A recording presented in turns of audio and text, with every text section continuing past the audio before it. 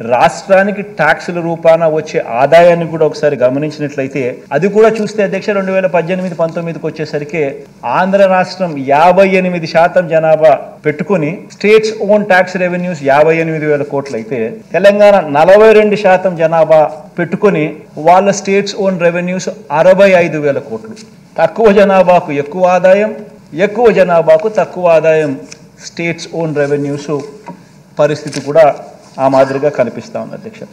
ఇక్కడ most important aspect ఏంటంటే అధ్యక్ష బాయన్సీ అధ్యక్ష. ట్యాక్స్ బాయన్సీ అనేది వెరీ వెరీ ఇంపార్టెంట్ అంశం. అంటే ఎక్కడికైనా కూడా ఎప్పుడైనా కూడా ట్యాక్సులు ఎప్పుడు పెరుగుతాయి అని అంటే అగ్రేరియన్ ఎకానమీగా ఉన్న మనలాంటి రాష్ట్రాలలో ట్యాక్స్లలో పెరుగుదల తక్కువ ఉంటుంది అధ్యక్ష. ఈ సర్వీసెస్ సెక్టర్ ఎక్కడైతే ఉంటుందో ఈ పెద్ద పెద్ద సిటీస్లో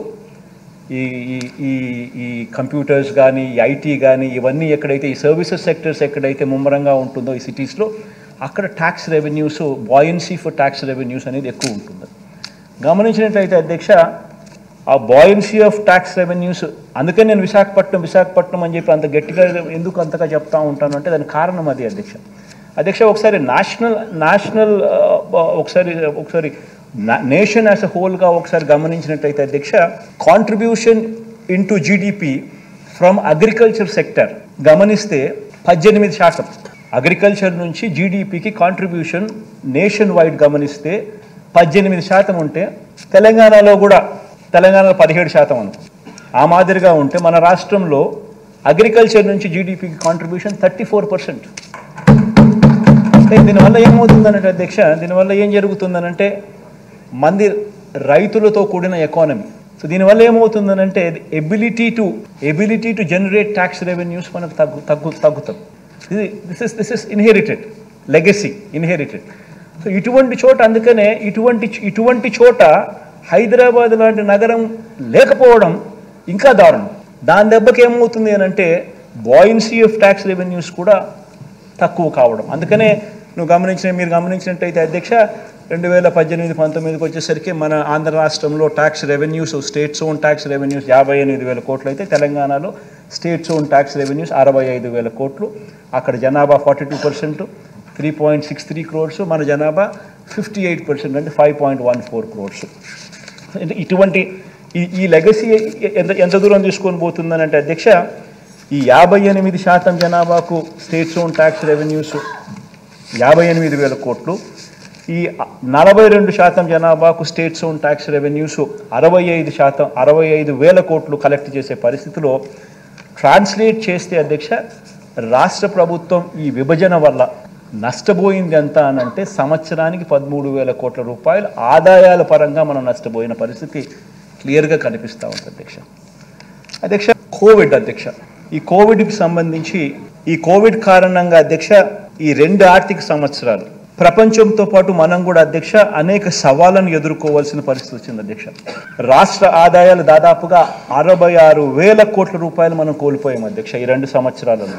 కోవిడ్కి సంబంధించి ఈ 3 సంవత్సరాలు 2019 నుంచి 2022 వరకు 2019 నుంచి 2022 వరకు ఈ 3 సంవత్సరాలు ఒకసారి గమనించినట్టయితే అధ్యక్ష రాష్ట్రానికి సంబంధించిన ఆదాయాలు మనకు రావాల్సిన ఆదాయాలు దాదాపుగా 66,116 కోట్ల రూపాయలు నష్టపోయిన పరిస్థితి మనం కనపడతా ఉంది అధ్యక్ష.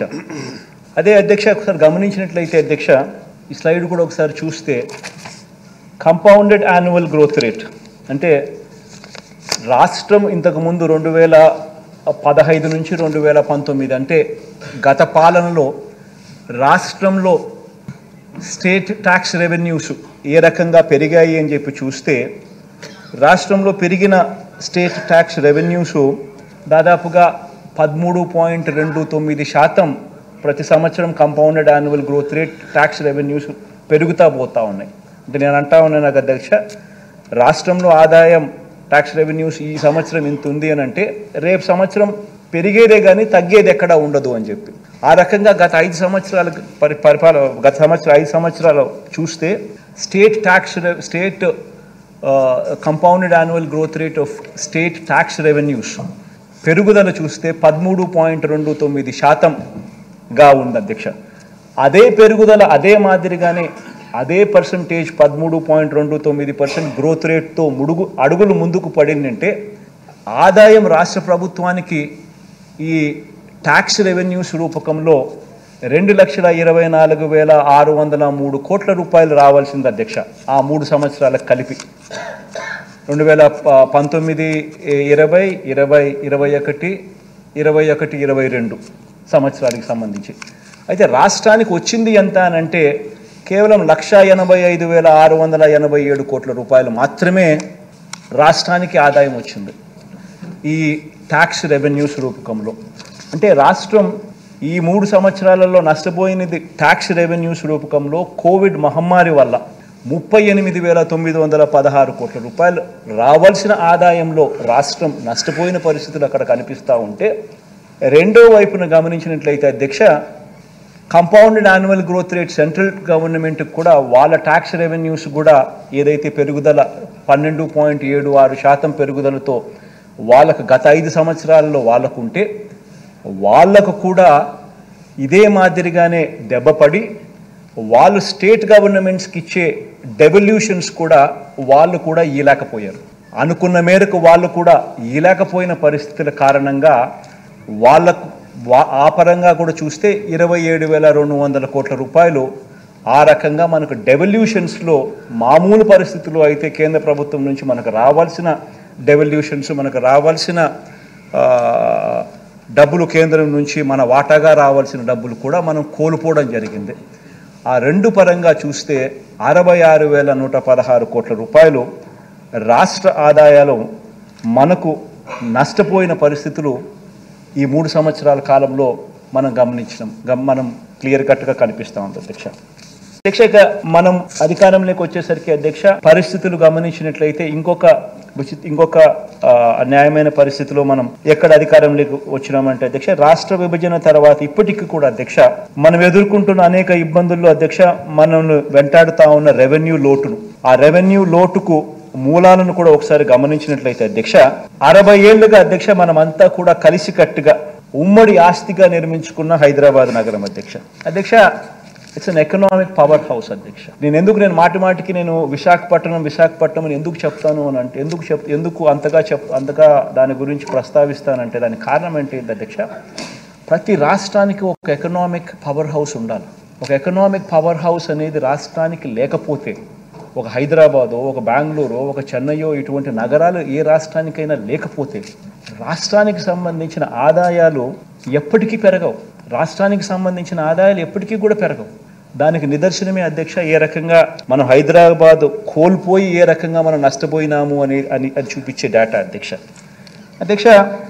విభజన కారణంగా అధ్యక్ష ఒకసారి గమనించినట్లయితే అధ్యక్ష, దాంట్లో స్లైడ్ గమనించినట్లయితే అధ్యక్ష, విభజన కారణంగా అధ్యక్ష స్థూల ఉత్పత్తి పరంగా అంటే జిఎస్డిపి పరంగా ఒకసారి గమనించినట్లయితే కంబైన్డ్ రాష్ట్రానికి సంబంధించిన జిఎస్డిపి 17,31,148 కోట్లు 2018-19లో ఉంటే 50% మనకు తెలంగాణకు ఇంకొక 50% కనిపిస్తూ ఉంది.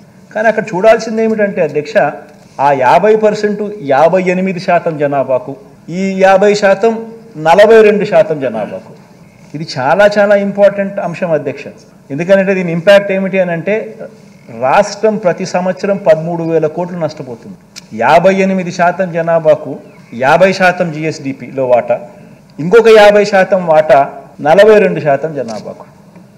The impact of that is రాష్ట్రం 13,000 కోట్ల రూపాయలు నష్టపోతా ఉన్న పరిస్థితి ప్రతి సంవత్సరం. ఇంకా ఒక సైడ్ గమనించినట్టయితే అధ్యక్ష, జనాభా చూస్తే మంది 5,14,00,000 2018-19లో, తెలంగాణలో 3,63,00,000. అది జనాభా పరంగా కనిపిస్తూ ఉంది. రాష్ట్ర విభజన వల్ల అధ్యక్ష తలసరి ఆదాయం తగ్గిపోయింది. తలసరి ఆదాయం అధ్యక్ష రాష్ట్ర విభజన వల్ల తెలంగాణలో 2,36,000 తలసరి ఆదాయంగా అక్కడ వాళ్ళకుంటే మన ఆదాయం 1,69,000 మాత్రమే ఉన్న పరిస్థితి మనకు కనిపిస్తూ ఉంది, మన తలసరి ఆదాయం.